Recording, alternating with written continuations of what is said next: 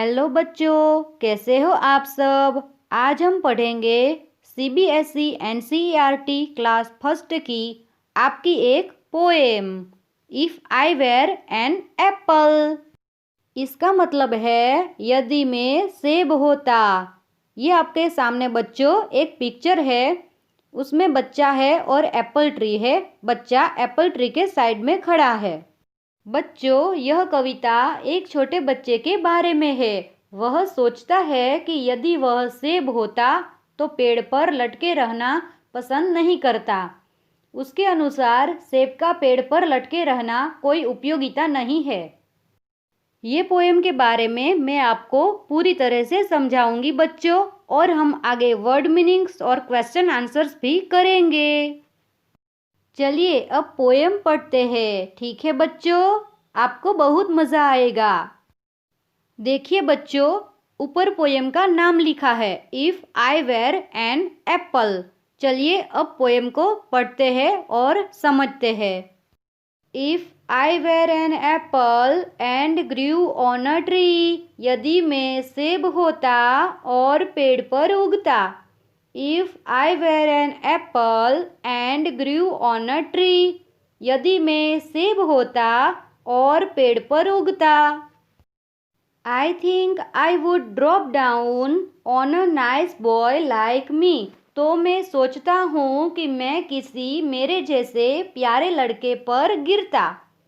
I think I would drop down on a nice boy like me. तो मैं सोचता हूँ कि मैं किसी मेरे जैसे प्यारे लड़के पर गिरता। I wouldn't stay there giving nobody joy. मेरे पेड़ पर लटके रहने से किसी को आनंद नहीं मिलता। I wouldn't stay there giving nobody joy. मेरे पेड़ पर लटके रहने से किसी को आनंद नहीं मिलता। I would fall down at once and say, Eat me my boy. मैं पेड़ से नीचे गिरता और कहता, मुझे खा लो मेरे बच्चे। I would fall down at once and say, Eat me my boy. मैं पेड़ से नीचे गिरता और कहता, मुझे खा लो मेरे बच्चे। बच्चों, ये थी आपकी पोएम। अब हम पढ़ेंगे इसके वर्ड मीनिंग्स। बच्चों ध्यान से देखो वर्ड मीनिंग्स को। ये लेफ्ट साइड मैंने वर्ड लिखा है और राइट साइड है मीनिंग, ठीक है। चलिए पढ़ते हैं। पहला है इफ़। इफ़ का मतलब होता है अगर। एप्पल। एप्पल यानी कि सेब। अब आता है ग्रू। ग्रू है जो कि ग्रो का भूतकाल है। GROW ग्रो का भूतकाल है। उसका अर्थ होता है बढ़ना यानी कि बढ़ी। अगला वर्ड है थिंक। थिंक यानी कि सोच। फिर आता है I''D। ये शॉर्ट फॉर्म है I would and I should का। अगला वर्ड आता है नाइस। नाइस यानी कि अच्छा। फिर है ड्रॉप डाउन यानी कि गिराना। लाइक यानी कि पसंद। स्टे यानी कि रहना। वुडंट का मतलब होता है वुड नॉट। फिर आता है देयर यानी कि वहाँ। फिर है नोबडी यानी कि कोई भी नहीं।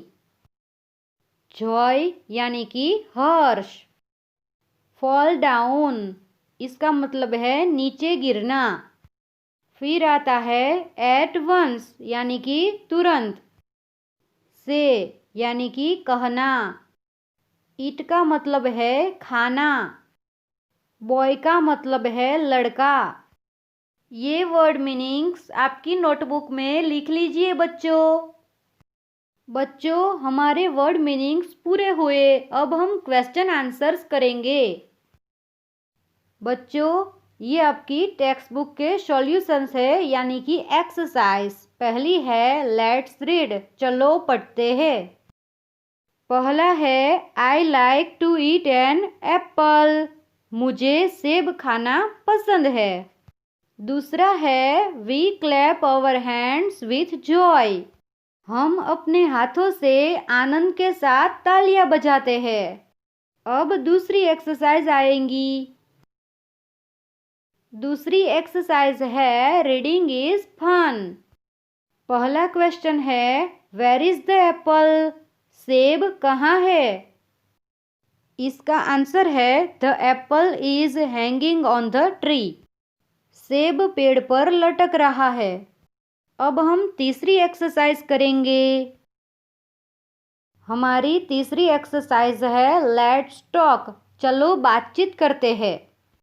पहला क्वेश्चन है डू यू लाइक एप्पल्स? क्या आपको सेब पसंद है? तो आप कहेंगे कि यस आई लाइक एप्पल्स। हाँ, मुझे सेब पसंद है। दूसरा क्वेश्चन है have you ever climbed a fruit tree?